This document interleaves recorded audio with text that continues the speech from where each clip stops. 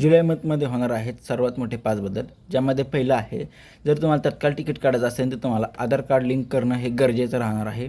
तसेच एजंटची विंडो हे 30 मिनिटं उशिराने ओपन होणार आहे, ज्यामुळे सामान्य लोकांना असा फायदा होईल की त्यांना सर्वांना तिकीटं भेटण्यास मदत होईल.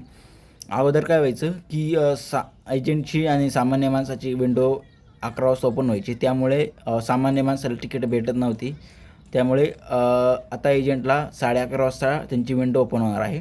दुसरं म्हणजे अगोदर 4 तासापूर्वी ट्रेनचे चार्ट प्रिपेअर व्हायचे, आता ते 8 तासापूर्वीच होणार आहेत, जेणेकरून सामान्य माणसाला त्यांचे अल्टरनेट प्लॅन्स हे ठरवता येतील. तिसरा मोठा बदल म्हणजे SBI, HDFC, Kotak Mahindra bank आणि ICICI बँकेने त्यांच्या क्रेडिट कार्डमध्ये मोठा बदल केलेला आहे. त्याने ॲन्युअल फीज, रिवॉर्ड पॉईंट आणि ॲन्युअल ड्यूजमध्ये मोठा बदल केलेला आहे. ते तुम्ही त्यांच्या वेबसाईटवर जाऊन चेक करू शकता. तसेच चौथा मोठा बदल म्हणजे ITR फाईल करण्याची तारीख जी 31 जुलै होती ते चेंज करून त्यांनी 15 सप्टेंबर केलेली आहे. ओके, तरी तुम्ही 15 सप्टेंबरची वाट नका पाहू, नाहीतर पेनल्टी बसेल. तुम्ही त्याच्या अगोदरच ITR फाईल करू शकता. तसेच 5वा मोठा बदल म्हणजे EPFने केलेला आहे एम्प्लॉईजसाठी.